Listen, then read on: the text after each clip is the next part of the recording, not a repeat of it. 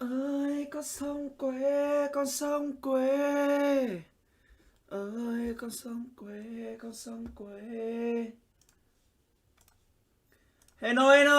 Ô tôi chết rồi, sao lại không có ai xem cái này? Alo alo alo anh em. Có bạn nào chat không nhỉ? Có bạn nào chat không nhỉ? Hello anh em nhá. Uầy uầy uầy. Hello tất cả mọi người, các bạn có nhận được thông báo không nhỉ?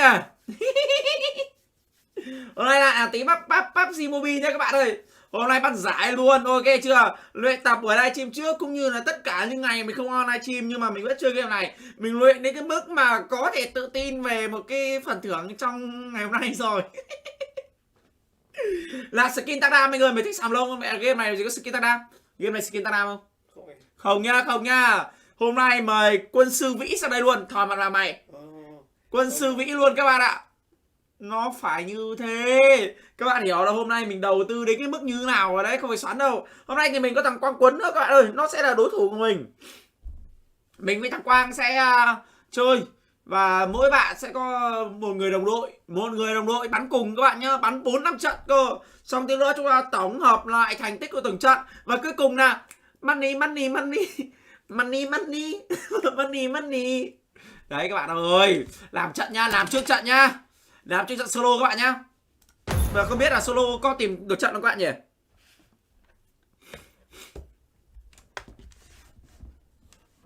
Gãy thôi anh ơi, giời ơi. Chắc là em xem ít đúng không? Em xem ít anh bảo anh gái, chứ thực chất đấy là sự thật nhá. Ui bẹt, sao cái thời gian còn lại còn 4 phút 37 giây vãi cả lời. What the fuck? 4 phút 37 giây à? Thế solo squad à? Ô Ô À từ từ mẹ. Cái này mình có tạo phòng được không nhỉ các bạn nhỉ?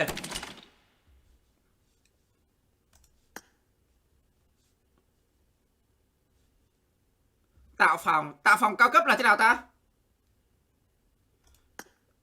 Mày có cả thẻ tạo phòng nữa. Ok. Tiếp. Thì mật khẩu là 123 các bạn nhá. Mật khẩu là 1234 các bạn nhá. Anh em nào chơi thì vào cùng mình nhá. Mật khẩu là 1234. Mẹ tí nữa đéo ai vào luôn nhỉ, nó lại sắp ăn luôn. Thế không có tạo phòng một phòng 4 người à anh em? Bây giờ tao có tạo phòng 4 người xong để các bạn nhập ID vào không? Em chả biết. Ở đây chỉ có tạo phòng ấy thôi. Cái này em chưa tạo bao giờ. Các bạn đây có tạo được phòng 4 người không nhỉ? Nếu mà có thì ngon đấy, nếu mà có thì ngon đấy, mình tạo phòng mời 4 bạn vào chơi cùng mình luôn. Hay là solo squad ra, solo squad hơi căng nhỉ, 7 giờ mới bắt đầu cơ. Tạo lại anh ơi cái kho ý á.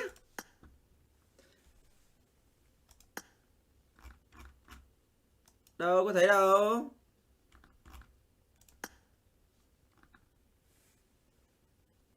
Đâu mình có thấy đâu, vuốt xuống anh ơi, mình có vuốt được cái gì đâu. Đây này rồi.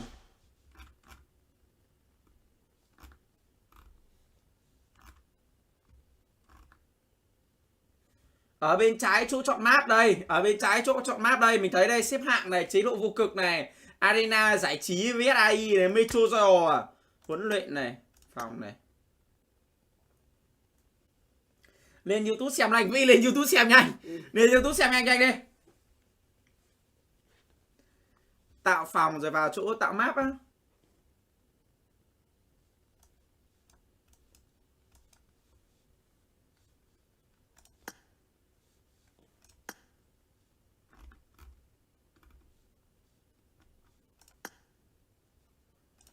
Một, hai, ba, bốn này.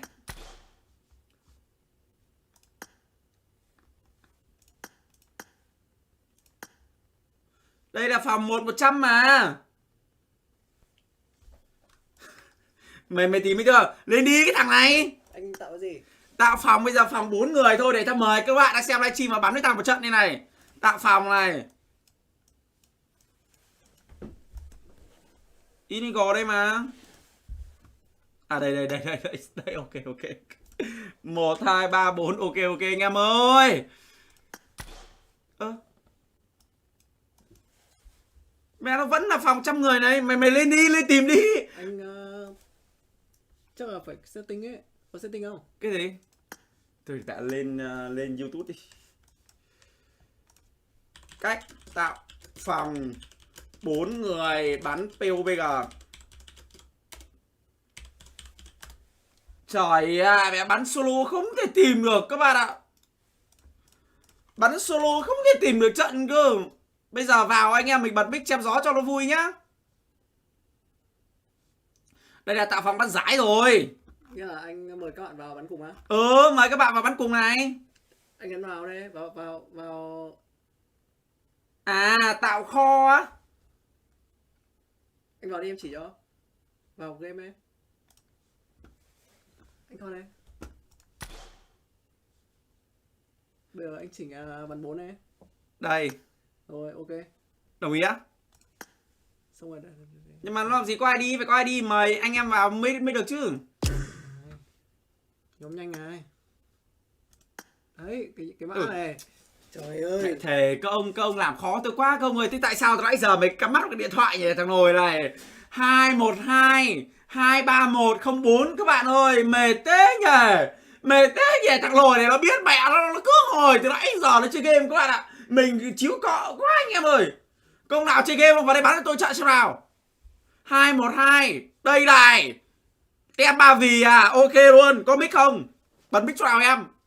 Đây, mic này anh. Alo. Thằng lôi nó quit luôn kìa. Sao nó phóng rồi? Thì anh ao rồi sao ấy? Nó ảo rồi sao ấy? Anh tạo lại đi. Ấn vào bạn bè. 212 23104 các bạn ơi. 212 23104 nhanh nào. Các người anh em của tôi đâu hết rồi. Vào đây chém gió tay to trận xem nào. 212 23104. Mẹ thề luôn đến livestream streamer ta phòng đéo ai thèm vào chơi cùng luôn. Dơ thế nhở. Dơ thật sự luôn đấy. Đây rồi, mẹ có thằng này rồi. Ui trời ơi. Thì mẹ sao đồ này đẹp thế. Ui ôi. Ui.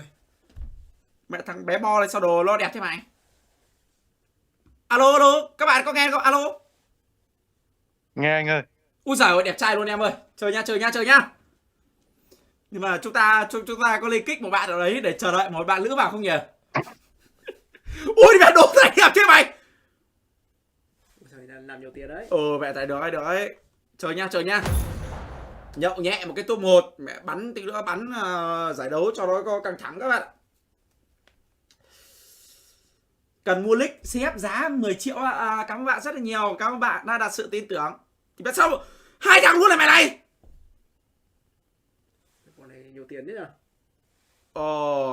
Cảm ơn em đã đặt sự tin tưởng với bọn anh. Nếu mà em có nhu cầu mua một nick đột kích nào đấy VIP xịn uy tín với giá 10 triệu đồng, em có thể lên ngay shop tiền.ruby.vn. Ở trên đấy bọn anh có số hotline, một bạn nữ vô cùng xinh đẹp trên hotline, cũng như là fanpage hỗ trợ. Luôn có các bạn admin trực 24/24 hỗ trợ em từ A tới Z, từ đi đái tới đi ạ. Hỗ trợ hết. Cứ lên em nhá. 10 triệu là nick nó phải VIP rồi. Đấy, mạnh lại đổi bộ khác này mày ơi. Ô sao không có trận nhỉ? Đây rồi. Làm một trận nhá.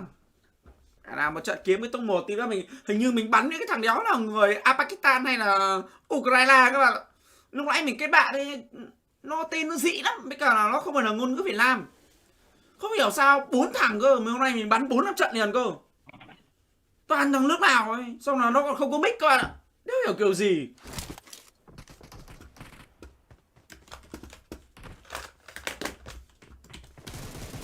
Ui.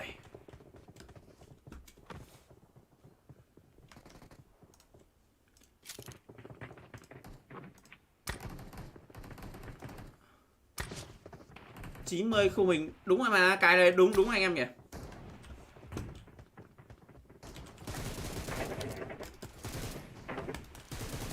Ui giời, bắn mượt lắm. Bay đâu anh em ơi. Ano. Bay đây. Đâu bay đâu. Dốc bóc, ok.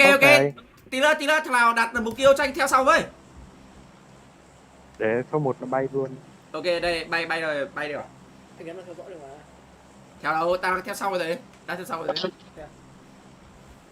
Các bạn ấy biết chơi lắm, không phải như mày đâu. Các bạn ấy biết chơi lắm em ơi. Định mệnh nhìn cái máy bay trận này nó khác bọn nhỉ. Khác hẳn hôm mình bắn cái thằng Vĩ Đĩ các bạn ạ. Khử răng cưa anh ơi á. Đâu khử răng cưa cho nào ta? Khử răng cưa cho nào mày?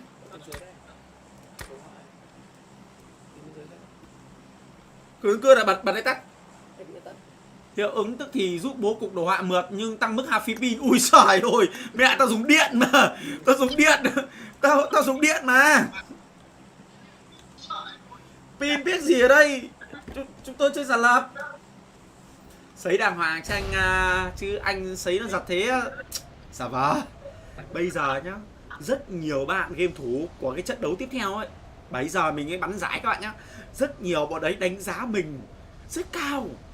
Hiện tại mình ấy đang là một thế lực trong cái giải đấu SkillzVault này các bạn ạ. Nên là mình chắc chắn bây giờ nhé, 470 bạn đang xem này, phải 70 cái thằng game thủ đấy nó đang xem mình các bạn ơi. Phải giả vờ, phải diễn một chút đi. Không có ai clear. Ok. Hơi buồn nhỉ. Định loay quanh gặp trận toàn bot. Mày ơi, Chia nhà là cái này là khử răng cưa à? Em nghĩ thế. Hình như thế. Vãi nồi mẹ, cái đồ họa như thế này mà công cũng chơi được á? Ui giời ơi. Anh để HDR lên. Anh để HDR lên. HDR là cái gì em? À không, trên dòng thứ hai ấy.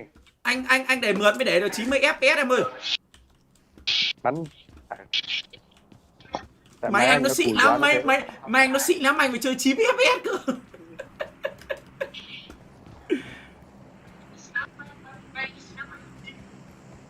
Không, diễn nhá, mẹ sấy đơn giản mà, game này sấy đơn giản mà.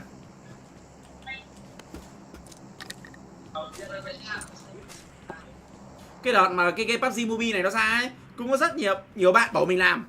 Nhưng mà cái đợt đấy ấy là nghĩa view PUBG PC mình vẫn đang cao, với cả PUBG PC vẫn đang rất là nhiều người chơi nên là mình cũng không có chơi. Nhưng mà đậu xanh bây giờ cái PUBG Mobile thì nhiều anh em chơi quá cơ, nghĩ hối hận thật. Mình có PUBG Mobile đéo ai chơi đâu anh ơi. Ui giời ơi, PUBG Mobile đông view vãi nồi gì em ơi. Cộng đồng PUBG Mobile mạnh mà. Bắn giải không ai xem đâu. Thế á? Không, bắn giải không ai xem. Nhưng mà cái tương tác các buổi livestream của nhiều idol ấy nó vẫn mạnh lắm. Chúng ta tập trung xem cái đấy. PUBG Mobile này mình thấy bắn giải đồ họa nó cũng không được kiểu như là nói nhảm nó đẹp đến cái mức để hấp dẫn người xem ấy. Nó tùy thuộc nhiều cái nên là cái đấy mình không đánh giá được. Nhưng mà phải nói game này mạnh thật. PUBG Mobile giờ vẫn mạnh. Có thằng bắn chưa? Bên trường. Anh lúc đầu với nha. Mẹ có i8 nó kiếm của súng này ơi. Ôi trên đầu mình có thính này. Ôi thằng đéo nó bắn thính kìa.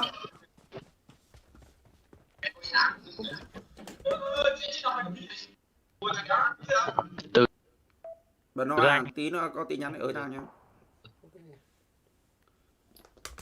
Watch out. Bật máy lên đi. Vào lấy cái link ở trên YouTube đấy, biết lấy link YouTube đấy, chỗ chia sẻ lấy link gửi về đây tao.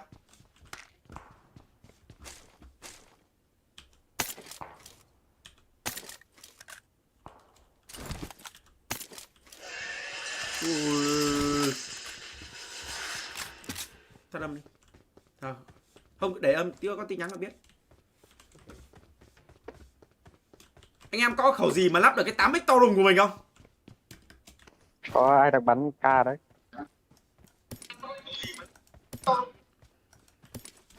Đồ đạn ngon rồi. Chia sẻ vào đoạn chat à? Anh chơi thế này mà đòi bắn giải cho em thua vãi cả lồi mẹ. Từ nãy giờ tao chưa bắn cái nào nhá, mày thích điều không? Chia sẻ vào nhóm này à? Nhắn gì đấy? Họ bảo anh đang livestream nhưng mà không đúng, họ bảo sao bảo 7 giờ mới bắn cơ mà. Messenger đây. Single của họ anh bảo sao nhắn đi. Sao bảo 7 giờ mới chơi em? Anh đang ngồi đợi đây.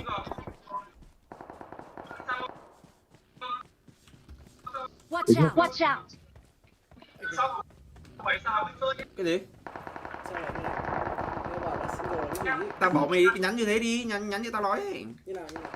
Sao bảo 7 giờ mới chơi em? Anh đang ngồi đợi phòng của họ đây. Ta đâm đi, ta đâm đi. Anh em ơi, công trường anh em ơi. Giời ơi, sao lại xoắn thế nhỉ? Đừng có trên nổi tỉa xuống rồi. Tôi thất vọng quá. Đây con thính này, đằng sau nó bắn chết đấy. Ôi thế. Thôi lỡ xuống rồi, xuống đi. Thế tôi từ ai có cho xịt cầu ca, cho xịt cầu ca. Cứ xuống đi ở trong. Nó bắn đi. Thôi chết mẹ rồi. Chạy đây. Rồi xong. Ui. Chết rồi. Rồi xong. Tao bất tử. Watch Không có out! này. Watch out! Watch out! Đấy. Ôi bé đang là sau mình kìa, đâu ra đây? Đây này, con boss đây này. Watch out! Trời ơi, đừng mất thế à.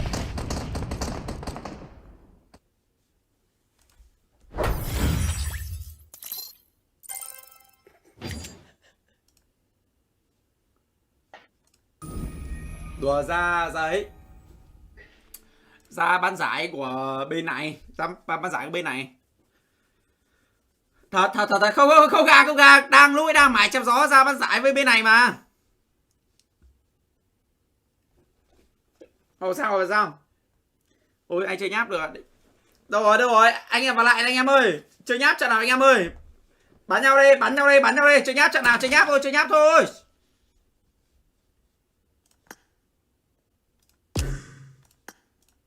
Nháp. 212 25152 các bạn ơi, 212 25152 các bạn ơi. 212 25152. Họ chưa chơi. Nãy giờ bên này cứ giục mình vào ấy, bảo là không đúng phòng của họ nên là tiên mình mất đây quá, mình mất tinh thần quá.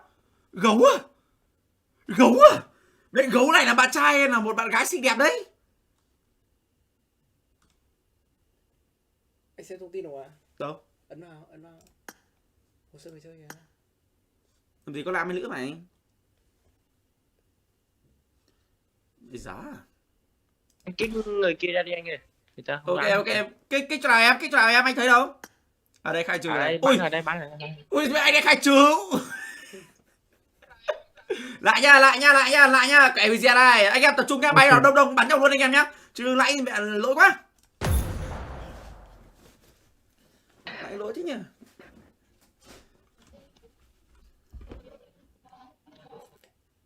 Mẹ chú cái này chết em ạ.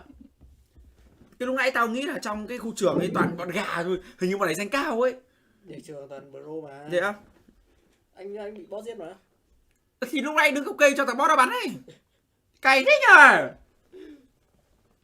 Công trường học thế là bảo mình cứ nghĩ cho nó gà thật, mình cứ mình đây xin lỗi anh em nhé, mình vẫn đang nghĩ những cái bạn mà bắn vào GIØI danh của mình nó là danh bạc các bạn, nó gà vãi nồi, mình nghĩ là nó gà thôi, nhưng mà hiện tại chơi cùng ba bạn như danh cao ấy, nên là mình hiện tại mình đang nghĩ mình đã bắn cục chí tôn đấy. Không phải giả vừa đâu.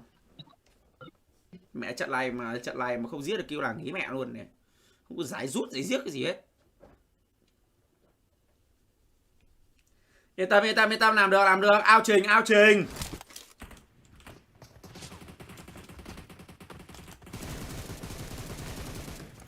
Giật thế. Cái gì? Anh sấy giật đây. Giật gì?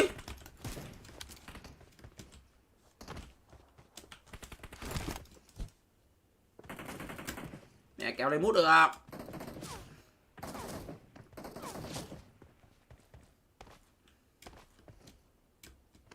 Game này giờ lập trên mượt cho anh. Ui mượt vãi lồi em ơi, mẹ 90 FPS. Nó mượt đến cái mức mà nó không thể nào mượt hơn em ạ.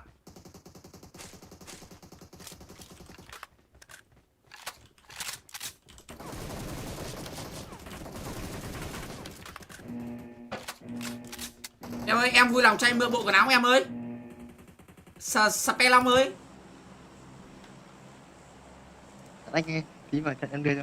Ôi thôi anh đùa thôi. Lúc nãy mày không vứt, bây giờ mày nói nó anh quy quá. Có cái bộ nào mà có hôm trước mày xem có cái bộ nào đắt là cái bộ xác ướp đúng không nhỉ? Cái bộ này như biến cả đồng đội thành xác ướp hay sao ấy. Bộ đó hình như là cũng đắt. Dốc hốc tiếp anh em ơi, dốc hốc tiếp nha, bắn nhau tiếp nha.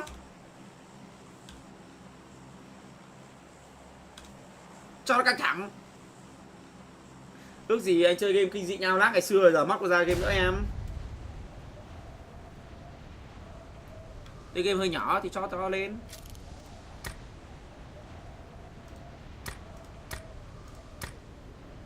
Trên đầu. Enemies ahead. Có người anh em, có người không?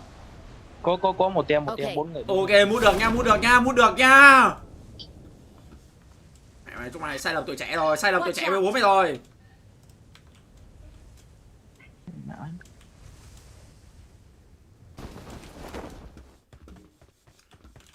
Mẹ trận này chơi là lấy tinh thần này, trận này mà chết ngay là gãy tinh thần ngay này, cứ bắn như cứt ngay này.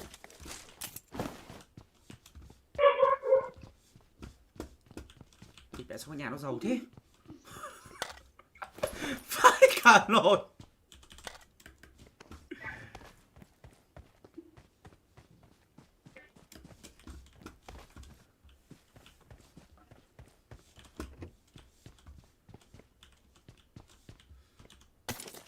Cái đéo ở đây. Ôi.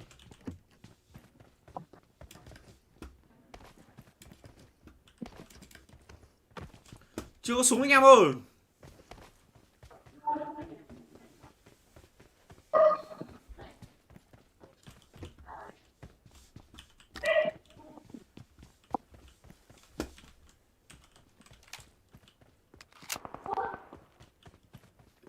Nhìn ta sửa này để biết.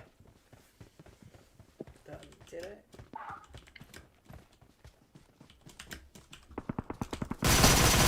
Có AK trên đây anh này. Ok anh ăn được, anh ăn được.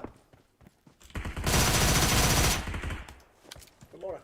Bot đéo gì. I got supplies. Trời em chấm.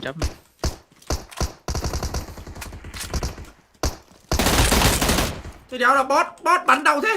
Hay. Bot này. Như là có bản update gần đây là nó tăng đam.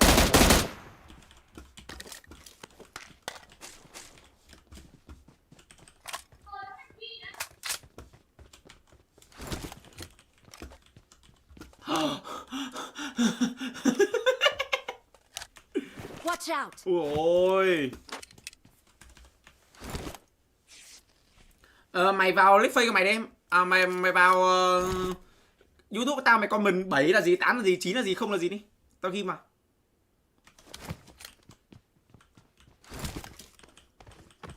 Bọn kia anh em xác định được vị trí của chúng nó chưa?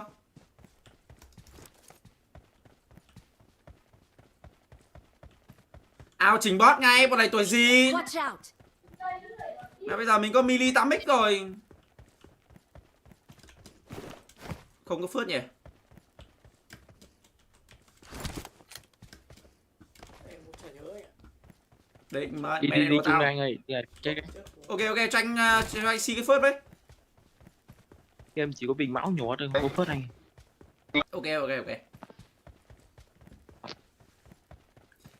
Mày đợi đi, có bạn nào comment 7890 bơm máu cả thứ không để mình ghi comment các bạn nào, các bạn ơi. Mình Máu anh này, máu này. lên không mày. Ok. Không có nước. Bom biết các thứ đấy nhá. Xong mày đợi mày là comment, mày ấn cái dấu bên cạnh mày ghi comment mà. Từ anh có 8x anh đây nhà ba anh nhìn nhá. Anh ơi, hình như là họ bảo out game này. Cái gì? Anh kép đội với player. Anh ơi out game đi ạ. Giời ạ. Ok em ơi, anh quyết đi em ơi.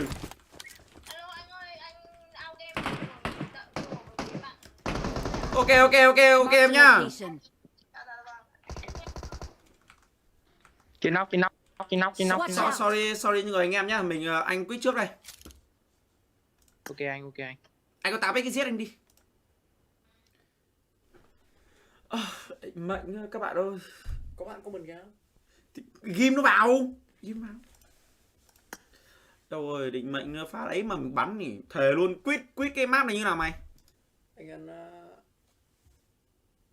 anh vào đội sao ấy, ấn vào bạn bè sao ấy. Đúng không?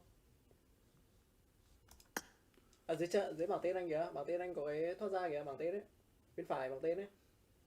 Bên phải bảng tên. Gì đi? Ui, luôn nhỏ thế nhỉ? Nhỏ thế. Từ các bạn đây mời cái thủ vào đấu giải luôn. Không có nói nhiều. Chơi từ thằng nào? Đấy thằng Ghim tình thắng này. Mời thằng này tên là gì? Ghép đội đua cùng GIliwoi. Là thằng này đúng không? Ui, hello my friend. Hello.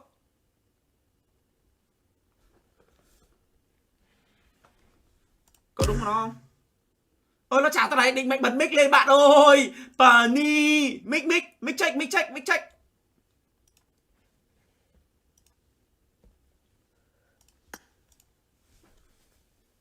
590 576 0871 đúng không? Ơ.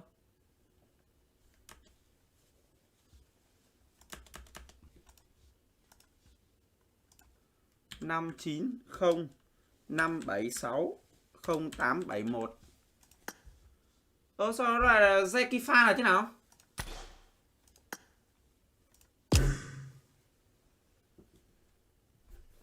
Thế là tao bán với thằng Zekifa hay là Zikio?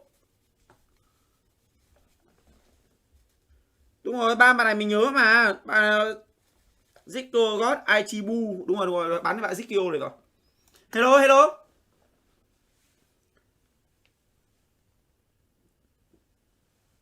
Ui mẹ nó hôn tao kìa. Qua đá mẹ thầy nó không có mic à? Nó tắt mic. Mic check. Mic. Microphone. Này bé nó có cái dấu gạch chéo ở microphone này. Thế thì bé nói chuyện nhau kiểu gì? Rồi mẹ bây giờ tới giải một thằng mẹ không nói chuyện được Đùa nhau à? Thế thì làm ăn cái gì? 3 phút nữa bắt đầu ấy, anh nhé. Từ mình gọi cho bạn đấy đã. Thế bây giờ cho nó mời tao vào cái trận đấu kiểu gì mày? Anh hỏi lại xem.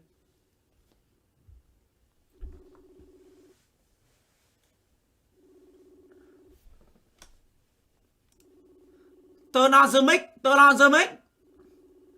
Turn on the microphone.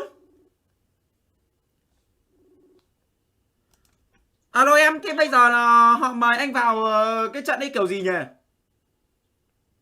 Anh phải tạo cái duo ấy, không phải là với 4 người chơi xong rồi anh tạo cái trận đấy, em chả hiểu gì cả. Với lại anh không dùng điện thoại được mà anh phải dùng giả lập anh. Anh ngay từ đầu đó họ hỏi bảo là dùng giả lập mày em. Họ bảo dùng giả lập á? À sao cơ ạ? Ngay từ lúc đầu hỏi là anh bảo bắn giả lập là bên em là em bảo ok mà. Là đấy anh nói chuyện ai nhỉ? Dạ vâng, thế thì tại vì có một thằng người chơi nó hỏi thôi. Ok kệ đi em ơi. Em cũng không hiểu là hình như anh phải tạo phòng riêng ấy, anh tự tạo phòng đâu ạ? Được anh tạo được nhá. Dạ vâng, anh tạo phòng rồi phải là tạo duo chứ không phải là... Rồi yên tâm. Dạ vâng. Tạo custom à? Mày tạo phòng hai người như lúc nãy vậy. Tạo custom à? Tạo phòng như lúc nãy có mã phòng ấy. Đâu như tạo custom hay sao ấy. Nhưng mà custom thì họ phải tạo custom, họ mời mình vào chứ. Thế thì anh ấn bạn bè.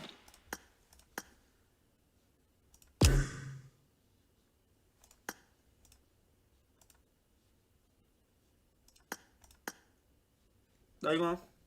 Anh hỏi lại là mình tạo custom hay là sao? Họ tạo custom cho mình vào. Thì bây giờ là sẽ có hai cách như này, tạo phòng cho anh. Thì đấy, anh có mã phòng người này.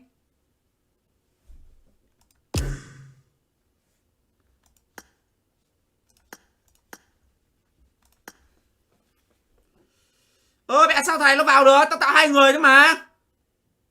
Anh để mã phòng mà chúng có nhập vào được mà. Hình như là tạo phòng 2 người hay sao ấy. Mà tao vào 2 người kiểu gì?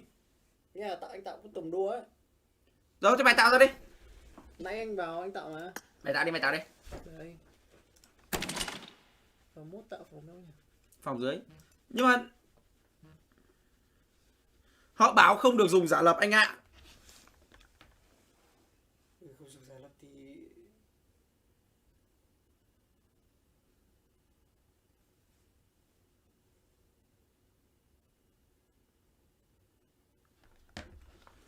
Mãi rồi giờ không được dùng giả lập à, do người à. Mày cứ tạo phòng đua tao đi Vĩ. chắc là phải tạo phòng này hay sao ấy. Hay tạo phòng cao cấp nhỉ? Hỏi lại xem có phải tạo custom không?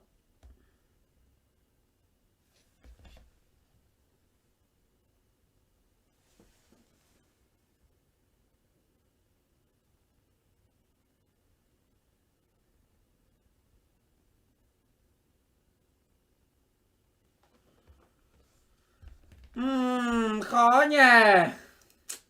Không giả lập không bắn được.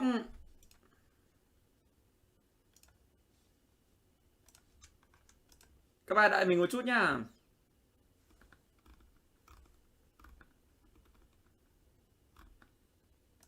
Để mình xem nào.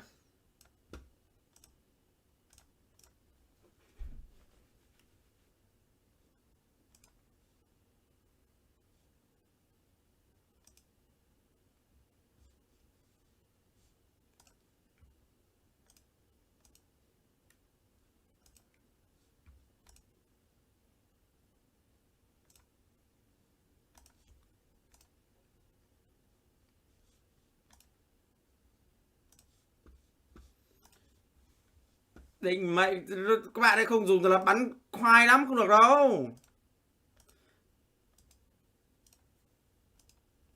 Mà bên này họ đấy không họ không. Các bạn yên tâm sẽ được dùng giả lập, các bạn yên tâm.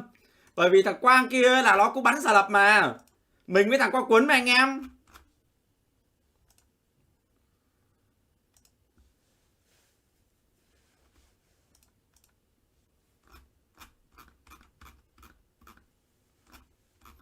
Cài đặt cái camera ở chỗ này mình không? Không. Đây các bạn đây. On the first game, but first we're going to get to a quick Sao có ad 6 người break. xem cái này? See you there.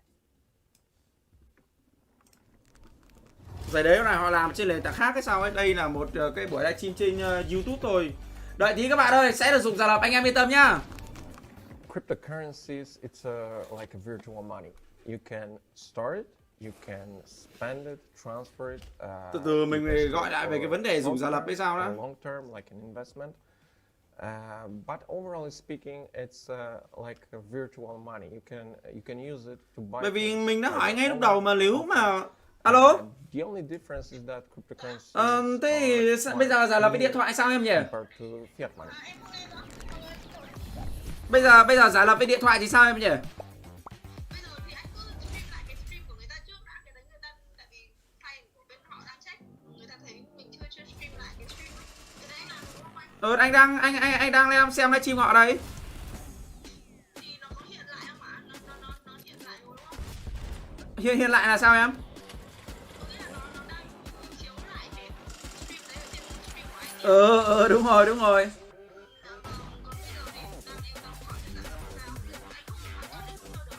Không, điện thoại làm sao chơi được em? Bây giờ điện thoại cái nhất anh còn chưa tải này. Nhá. Để mình hiện cho thằng con cuốn các bạn đây. Đây qua. SkillzVault, it's a cryptocurrency. It's like any other Không cryptocurrency. quê, các bạn yên tâm, các bạn tin mình, các bạn phải tin mình. Except one difference. The difference is quite huge because in Alo Bitcoin, Quang ơi, sao mày chơi giả lập với điện thoại đấy? to allow users to reverse a Mà chơi điện transaction. thoại á? It means that if you make a Vãi mistake, cả đạn à, if tao tưởng là you chơi giả lập được. send the money to the wrong address, or you just simply change your Thì tao mind, hỏi ngay từ lúc you đầu can rồi thì bên reverse tao lại bảo là bắn giả lập được nên tao mới nhận làm được cái chứ. quite the opposite with other cryptocurrencies where Ok you send nhá. money Thế bây giờ là tạo phòng 2 người thì mày tạo được chưa? It's already gone from your wallet. In our case, you have 24 hours to make a decision, to change your decision if you want to proceed with your transaction. Bây giờ mày tạo phòng như thế, mày tạo kiểu gì đấy?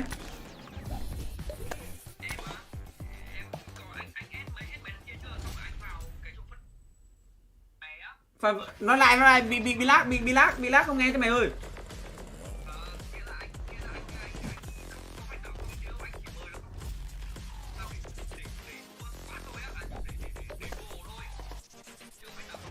Thế không phải là mình bắn với nhau à?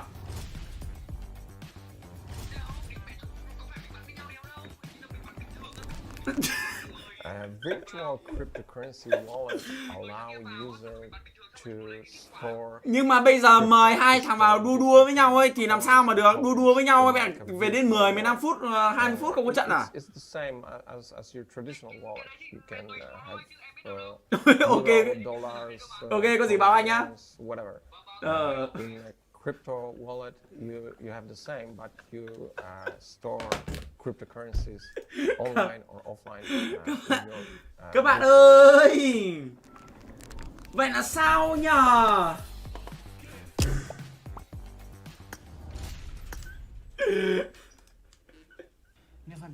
Mission fail. PUBG モバイルの海 Không 外 sao hết, làm được. 大きなイベントに僕は参加しているんですが、 Không phải, các bạn ạ, ngay từ lúc đầu mình đã hỏi rồi. 選手がこの大会に Mình đã hỏi về cái 盛り上げていこうというイベントなんですが、たくさんの人に見てもらいたいので、よければ e スポーツに PUBG モバイルを楽しんでいて、 gọi lại cho thằng Quan này phát lửa các bạn ơi. Bây giờ không giả là không bắn được các bạn nghĩ làm sao mà tự nhiên chơi được trên điện thoại vậy? Alo em ơi, họ bảo là phải livestream lại là mình xem lại cái buổi livestream của họ đúng không? A huge amount of time spent on developing a new security standard in crypto has paid off. In November 2020, the Bitcoin Vault 3-key security solution was launched on mainnet. Therefore, Thì có nghĩa là Bitcoin anh Vault xem has cái buổi delivered livestream on này its thôi đúng không? promise to become a cryptocurrency allowing reversible transactions. It is time to move forward. In the coming years, the Anh team đang livestream behind ở trên kênh Bitcoin Tiền Vault will focus on 6 work streams. Number 1, development. Our main goal here will be to become a part of a decentralized application ecosystem Nhưng mà revolving mày có around livestream chơi game không? Ethereum 2.0. That's why we want to create a wrapped version of Bitcoin Vault by the end of Vai cả 2021. trưởng hiểu nhá. Number 2, Thế có nghĩa là mình không livestream, We mình have chỉ our phát own cái buổi team of livestream của họ đây blockchain thôi đúng không? security experts who audit the code on a regular basis. It's better to be safe than sorry. That's why we stay ahead of dangers and potential loopholes or bugs. Nhưng mà bây giờ cái giải của họ là giải nước ngoài We cơ will mà. work with external partners to apply any fixes necessary, perform penetration tests, and at some point work with community and white hats Có đang nói on đây mà blockchain bên này cũng không security. hiểu này. Anh hiểu cái đấy Number rồi. 3, Thì có nghĩa là bây user giờ ấy experience. là kênh Tiền Ruby V4 của anh Bitcoin Vault livestream apps lại cái will buổi livestream của họ đúng continue to không? improve. Còn lại là In mình the coming years, Ok, we will nhá. focus on collecting user feedback and applying it to redesign our products Mình hiểu. to make them user-friendly, convenient, Ok anh em ơi. Vậy là có lẽ Number 4, product. có lẽ Nãy e bắn với A cái A thoát tim chết hết gấu. ok, cảm ơn em nhá. Mình hiểu ý họ rồi. Bây giờ ấy là mình sẽ livestream lại cái buổi livestream của họ. Và mình sẽ không livestream nữa các bạn, là mình chỉ bắn thôi. Ok anh em nhá. Ok anh em nhá, mình cứ nghĩ là mình phải livestream cơ, bởi vì như vậy mới kéo được view. Chứ không làm sao mà kéo được view. Nếu mà anh em muốn xem mình bắn này thì cứ theo dõi anh em nhá. Đây. Chết không cơ chứ, bẻ tiền rồi, làm ăn như này chết. Làm ăn như này anh em chửi chết.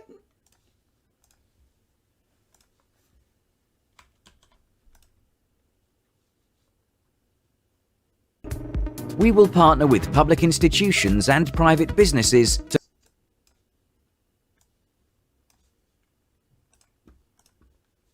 predict the future, but we can shape it. Join us. Find out more by visiting our website at btcv.com.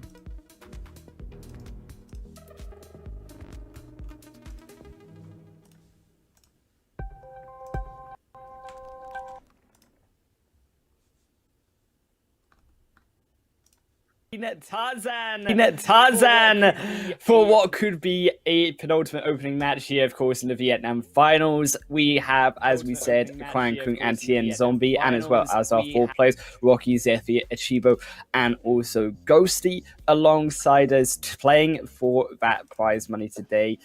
I mean, Tarzan, you've watched, okay, more of this Vietnam finals than me. I've only got to see, I believe, Zephyr play so far out of all of the Vietnam qualifiers. Who is it for you that is looking like the strongest coming in? I'm gonna be honest, I have no idea. Like I kind of forgotten like some of, because they, okay, let me explain. Right, this region so far has been filled with interesting moments,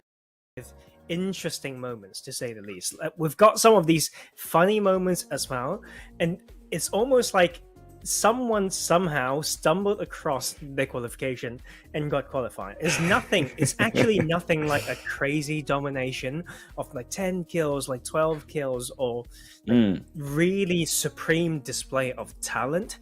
Like so far, it has more been the variety region yet. But of course, like alongside, since we've got so much of these funny moments or whatnot from the lobbies, we might have hidden in the secret source of these players. So I'm here to be seeing it with a fresh pair of eyes, like I always like to do. I try to, just assess play by play or whatnot, just break it down, and I think that's the best way to approach today.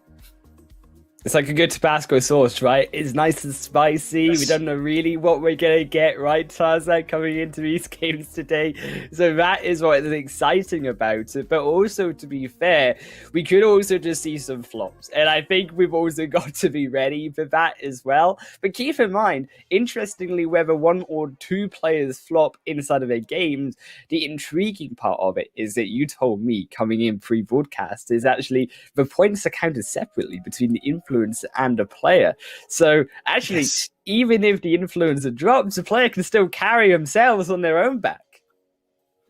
I think that's the thing. Like, that's okay. Let's put some professional scene spin to this, right?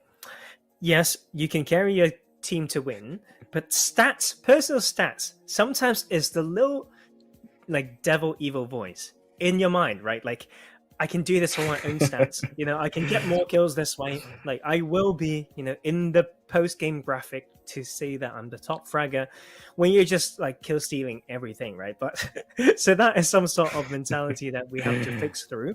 But it has its grounds, right? If we quote that, it has its grounds. But of course, it's about setting up each other for success together, and just what. At least we can both bag, 400 points if we make it towards the end. So that ain't too bad. To be fair as well, if you just like us two in a match, I'd be like, Tarzan, you can like kind of knock the player, and then don't worry, I'll just take the kill. It's okay, Tarzan. I'll take the points. I don't think that's how it works, right? Like, you can finish someone's knock, and then it's the okay, then it'll be the other way around, right?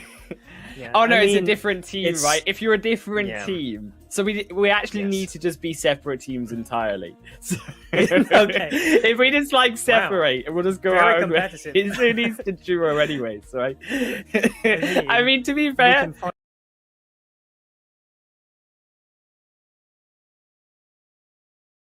And of course, keep in mind. It's not only the kills that matter, it's also the points, and that's where the majority of those points overall do come into play, is if you can get that first place. I believe it is 400 points, right, that you are getting. It's only 20-point drops going down the ways from first place until you get to about 10th, then you drop about 5 points or so on until you end up in 40th position, where you absolutely nothing past that point. But I mean, 40th is pretty hard to fall behind. I think as long as you said players, they can also hide, they can also play for that placement point. So there's an intriguing sense of strategy of when do you actually want to risk those kills, because we've also seen, particularly in the qualifiers, that those who went for those kills sometimes didn't actually end up with the best placement points, and that's why they aren't here today. Yeah, I think that's the thing. Like, the format is actually interesting. Like, the more I think about it, like, first of all, you need to fight against each other, so you need to be better than each other. sometimes the next star, and to give them confidence to go further. I mean, like with the prize money or whatnot, like you can invest in your own journey, like gear or like coaching, whatever you want. So you're basically first screening them out when they fight against each other, then bringing back to the usual training ground of a classic match to see how they demonstrate those skills. And suddenly it's like, it feels like home, but it's also not, right? Like you have the stage pressure, but it's back to the bread and butter of a PUBG player. That is very true indeed, but also, you know, can you actually argue then? Because we see the old-time argument, right? At least from the Western side. How many times have we heard it, Tarzan? Oh, these players, they played a little below, you know, the tier 1 level of them, or tier 2, tier 3 players that I'm up against. They got a bit outdumbed by them. Is that really an excuse that you can use coming into today? Yeah, that really triggered me in some way, but I'm joking.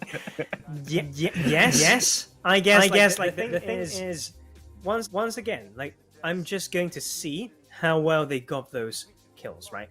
If it's a kill and it's a an AFK like player that you're killing, and it takes you 10 seconds, I would have serious issues, right? Like it would be like I don't. Yeah, like that's the thing. Like even in pro play, there's a concept of good kills, right? Like there's a difference between you doing so well that you get it, than someone making a mistake and you're just trying to take it. Yes, it's point either side, but of course, like we have our very standard. That is sometimes needed, like for the progression of the scene. Probably just from me, right? But yes, I think there's a lot to look out for. More than to be excited for, because I've seen some of these teams fall in the past, and it was extremely tricky. PMG 0-0 when it comes to skill level, right? With you, Jesus, that's far. I mean, that's what they're aiming for, right? So we gotta get there at one point. Why not just get them in now? Just chuck them in on the deep end of the pool. Well, okay, I'm gonna bring you back to Earth, right? Like you're 2 galaxies away. I'm in space somewhere. Yes, I mean, you know what? I think it's a good time to have an event as well. Like you can see, we've got pro players a bit too busy to deal with their things. So-called Pro League, like that we are also casting on the side. So it's an interesting period, and we transition into the hype of the Global Championships. And there's one thing though, like speaking of maybe pro player, we've got some pro level players in SkillzVault, and we've seen them in mostly the Korean region. But it's also about maybe them facing each other. They could be pro players that are just having some practice game, and they happen to be in the same lobby as our influencer and player, and they can actually destroy like our POV of that player. So that's extremely sad. But I'll tell you something, last thing before I pass it back to you. When we had the Japanese region finals, we actually have the luck of seeing the both duos, 2 pairs, actually entering the same lobby by coincidence. And it was so okay, they did not clash with each other. That's like, you know, the little bit that I would want, the extra oomph that we were looking for. But still, the chances are there, and that is just an extra bit of storyline, to be fair. If they end up coming in the same lobby today, I'm going to be like, drop the same, because it gotta fight. I mean, imagine if one team took out the other early on. That's a major win on the board for them. We do jump in onto that first match itself. Very exciting to see how they will play out. Of course, we're Kranku and Zephyr already going to be in the same team together. So Zephyr is going to be the first one on the board with Kwang. But it is the first time as well. Don't forget that we're seeing our celebrities play. So I think not only is it a step up for, of course, our players, but there's also slight pressure, I would argue, on the celebrities to help carry them to that win that they're playing with. I think it's actually decent pressure. You know, like when we watch Korean region from Dushiwapuku, he actually mostly, okay, I feel like he's a great like celebrity star, but he's definitely not the most addicted to this game, because you could see that he looked a little bit lost, right? But he made it count sometimes in the key moments. Here, I'm not quite sure Kwang Kun what's his level currently. I know for a fact that he has a huge following, and then he played this game in the past for sure, but he is more towards the variety side. And Georgia Paul, we love this spot, right? Like, seems like he knows the max jumps distance and know that, you know, diagonal jump mechanic coming through for the best landing time. So this micro things are at least slowly coming through. Not sure whether they are not following each other, so they are actually just doing their own bit. So Zavika here will need to just be a good teammate, I guess. Like some of these early game things that we'd like to talk about, and with vehicles. Give me them vehicles, you know, like just get those first so that you don't have to get sprayed down when you are going for it.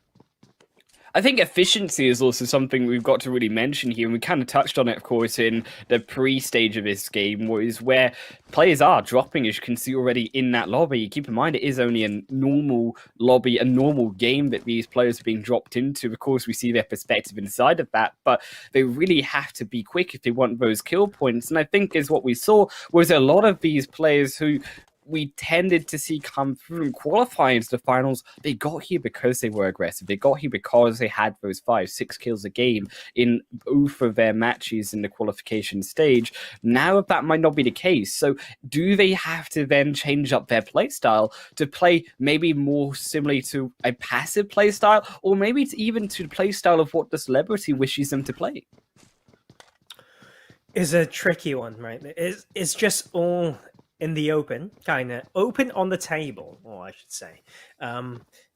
Yeah, like, I mean, it's a classic match. Like, what, I don't know what to expect. Like, you can actually be fighting someone in a crazy, intense, tight battle, very, very close, and you just have a bot appearing, literally spawn behind you, tap you once with, I don't know, like a pistol, and then you get knocked. Like, things like that can happen. And I was thinking more like AWM, to be fair. Like, I was thinking more like just some crazy shenanigans like that. Oh, I think we was okay. Like, if that both action comes in here, I would expect nothing less, because we all know that is basically the benchmark of an aggressive player. Right? In the classic match, yes, you go for drops, then you are deemed aggressive. It's as simple as that, right? Like, because people like to go around it, they camp for it, and you will find a similar type and see who's the better aggressive player, right? So, of course, right here, the macro game is always still important, but of course not as punishing compared to pro play if you get in the circle a little bit later. After all, it is just phase 1 3 minutes ago. That is a slow clock, and but yeah, 1600 meters for them to maneuver themselves through. Probably don't have to do the point-to-point side of rotation, Wolf. Like, they can just take their time, make sharp stops in between, see whether they can pick up a few kills on their way, and I think that's probably the best way to play this game. I love the settings as well. I love the terrain. It really sets the mood, quite frankly, Tarzan, of really what could be quite a damp day for some of these players, but also the rise and the hope. Of course, once the rain clears, then comes out the sun, and the hope, as we said, of these players to rise up to the top. They've had what has been a hard competition so far. We can already see them searching for what could be their first series of kills. Quack and Zephyr will be the ones to jump out first. And of course, keep in mind, we still got Tien on the opposite end, also playing a simultaneous match at the same time. So even though Quack and Zephyr may be playing slow and consistent for the meantime, they had to get on the move. They had to keep in mind that there is another celebrity, there's another player also playing this game at the same time, and you can see that the way they are playing, going straight towards the center by the looks of their marker here, to go into the shelter point. I think very strong, to be fair, Tarzan, in the sense that actually shelter provides a lot of that cover, but also provides a lot of that open expanse around the location, to where if they are heading in there, they can potentially pick up a few kills. You're trying to be the professor now. Like, this is actually, I want it to be slightly more entertaining, but you're absolutely right. You get what I mean? Because I'm thinking, okay, you are completely right. You've got a point there. But I'm thinking about, look at all these players sometimes, you know, like, it's counter logic. Like, it's anti-macro.